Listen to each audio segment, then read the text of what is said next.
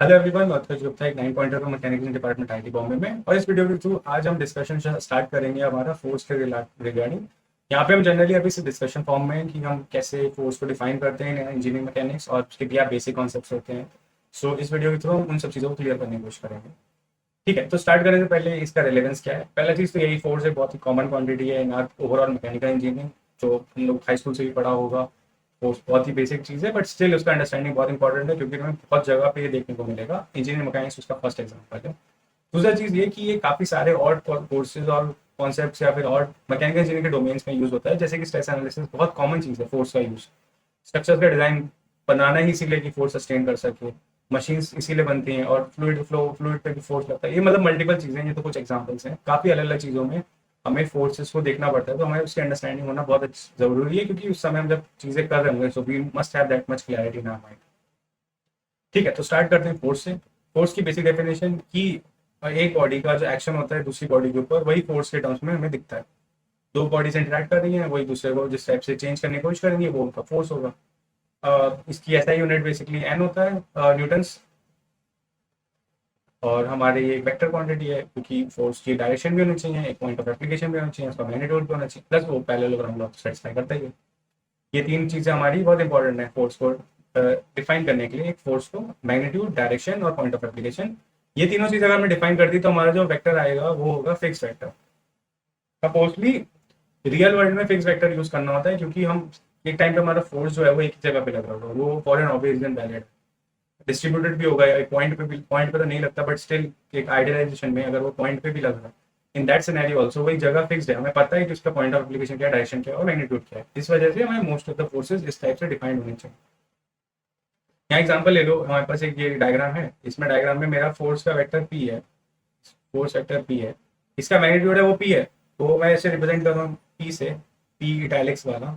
इसका जो एंगल बन रहा है वो थीटा है, रेफरेंस मेरा वो जैसे मान लो एक्स डायरेक्शन है, तो मैं इसके वेक्टर 2D में थीटा के टर्म्स में डिफाइन कर दिया, जिसकी डायरेक्शन मुझे पता है, मैग्नीट्यूड मेरा पी है ही, और इसका पॉइंट ऑफ एप्लीकेशन ए, यानी कि ये फोर्स इस पॉइंट ए पे लग रहा है। ठीक है, तो मैंने इस पूरे फोर्स को डिफाइन कर दिया थ्रू दिस डायग्राम। अब बेस्ड ऑन की उस फोर्स का क्या इम्पैक्ट पड़ रहा है, वो दो टाइप से हम क्लासिफाई कर सकते हैं। पहला होता है एक्सटर्नल फोर्स और एक होता है इंटरनल फोर्स।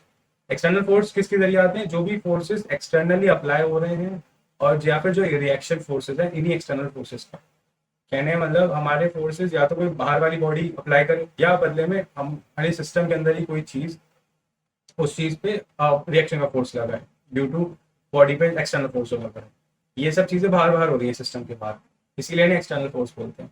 दूसरा टाइप का फोर्स होता है हमारा इंटरनल फोर्स। ये फोर्स ओरिजिनेट होते हैं जब हमारी बॉडी के अंदर डिफॉर्मेशन होते हैं।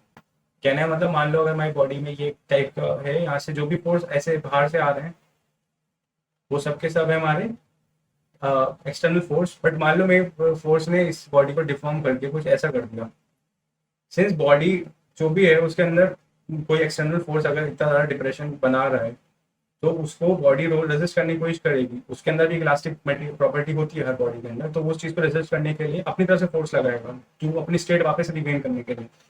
वो फोर्स इंटरनली अप्लाई हो रहा है, वो उसके कंप्लायंस को सेटिस्फाई करने के लिए हो रहा है, क्योंकि कुछ हर एटम्स के बीच में बॉन्ड होगा, वो बॉन्ड्स चाहेंगे कि हम उस वापस स्टेट में वापस जाएं, तो अपनी तरफ से कुछ फोर्स लगाएंगे।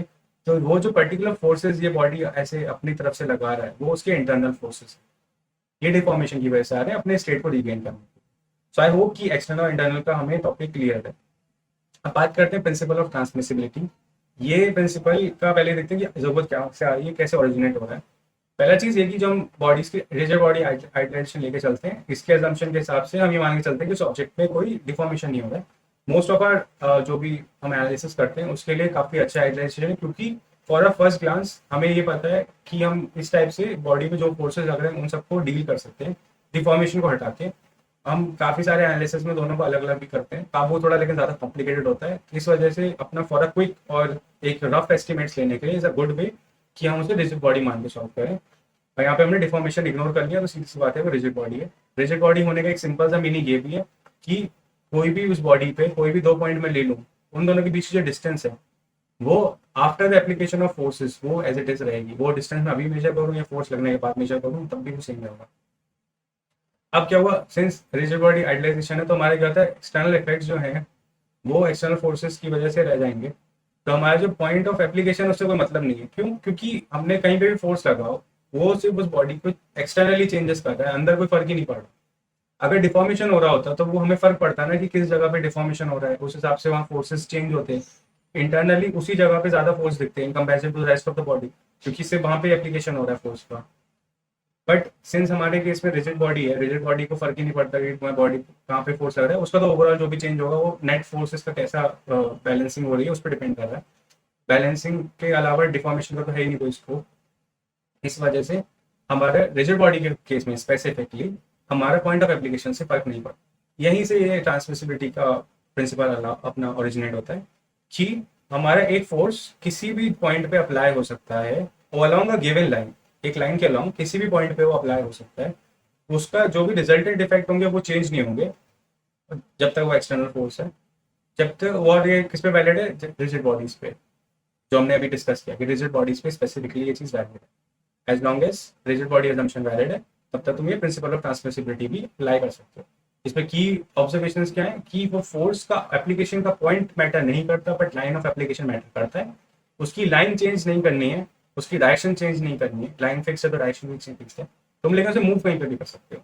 इसका बेसिक मतलब क्या है कि तुमने उसका पॉइंट ऑफ एप्लीकेशन हटा दिया, उसे मूवेबल बना दिया अलॉन्ग अ लाइन, तो वो वेक्टर फिक्स्ड वेक्टर से अब एक स्लाइडिंग वेक्टर बन गया। ठीक है, वो फोर्स अब मूव कर सकता है अलॉन्ग अ वेक्टर। और अब हमें क्या चाहिए? उसके लिए मैग्नीट्यूड पता होना चाहिए, डायरेक्शन पता चाहिए और लाइन ऑफ एक्शन पता चलना चाहिए। पहले हमें क्या चाहिए था? उसका line of point of application, वो हमें डिफाइन करता फोर्स को। स्लाइडिंग वेक्टर के लिए पॉइंट ऑफ एप्लीकेशन इज इमैटेरियल, हमें बेसिकली उसकी लाइन ऑफ एक्शन पता होनी चाहिए क्योंकि हम फोर्स को कहीं पे भी लगा सकते हैं। रिजिड बॉडी के लिए हमें सिर्फ 3 चीजें चाहिए। इसको मैं एग्जाम्पल के फॉर्म में देखते हैं। मैं अगर इसे एक रिजिड बॉडी मान के चलूँ, अगर ये रिजिड बॉडी, तो मैंने यहाँ पे फोर्स लगाया, मैं ये फोर्स लगाऊंगा तो क्या होगा? ये बॉडी को मूव करने की कोशिश करेगा। ये पिन जॉइंट है तो ये चीज को मूव नहीं करने देगा, ना इधर हॉरिजॉन्टली ना वर्टिकली। ये एक रोलर जॉइंट है, ये सिर्फ वर्टिकली रेजिस्ट करता है, हॉरिजॉन्टली रेजिस्ट नहीं करता, तो ये हॉरिजॉन्टली मूव करने देगा। इसके केस में क्या होगा? मान लो ये चीज यहाँ पे जा रही है, ये फोर्स हमने इस तरफ लगाया, मेरा अभी फोर्स पी है और वो पॉइंट बी पे लग रहा है। ठीक है, तो मेरा पॉइंट अभी ओ पे क्या होगा? इस चीज को रेजिस्ट करने के लिए हॉरिजॉन्टल फोर्स लगाएगा। अब ये यहाँ पे फोर्स लगा रहा है इस तरफ। ठीक है, अब इसका कुछ मोमेंट है, इसका मोमेंट कुछ इस टाइप से, अभी हम मोमेंट को डिस्कस नहीं किया। मोमेंट होता है एक चीज कि फोर्स की कुछ डिस्टेंस पे होने की वजह से बॉडी पे रोटेशन की एक रोटेशन का कॉज होने लगता है ड्यू टू मोमेंट। मुझे उस मोमेंट को बैलेंस करने के लिए यहाँ पे फोर्स लगाना पड़ेगा, वो फोर्स अपवर्ड होगा। अभी ये मत सोचो कि ये कैसे इसकी डायरेक्शन डिफाइन हो रही है, मोमेंट क्या होता है, बट अभी के लिए बस ये याद रखो कि हमें फोर्स से बैलेंस कर रहे हैं, तो ये ऐसी एबिलिटी बनेगी। तो हमें ये रोलर जॉइंट को जब हम ग्राउंड साइड आएंगे उसका फोर्स ऊपर लग रहा है और इसको कंपनसेट करने के लिए फोर्स नीचे लगना होगा। मेरी एफबीडी बन रही है जब मैं इसे पॉइंट बी बना रहा हूँ। पी को मैंने माना है, पी अपना फोर्स है वो पॉइंट बी पे लग रहा है। अगर ये फोर्स मेरा पॉइंट ए पे भी लग रहा था तो मैं तब भी सेम ही एफबीडी बनाता, उससे कोई फर्क ही नहीं पड़ता, मेरा अभी भी पॉइंट यहीं पर ही होता। इसके अबाउट इसका मोमेंट चेंज नहीं होता क्योंकि इन दोनों की लाइन ऑफ पैरेलल है, उसकी डिस्टेंस नहीं। ओवरऑल कहना है मतलब हमारा जो फोर्स हमने यहाँ पे डिफाइन किए वो एज इट इज रहते, उससे फर्क नहीं पड़ता कि हमने कहाँ पे ये लिया। Principal of transmissibility is valid only for rigid bodies. इसके साथ मैं इस वीडियो को एंड करता हूँ। I hope you enjoyed this video. ये हमारा फोर्स का एलिमेंट्री डिस्कशन था कि फोर्सेस होते क्या है। आगे की वीडियोस में फोर्सेस कैसे होते हैं, कैसे अप्लाई किया जाता है, उसके रिलेटेड और क्या क्या कॉन्सेप्ट्स होते हैं वो भी डिस्कस करेंगे। सिल देन अगली वीडियो में मिलते हैं।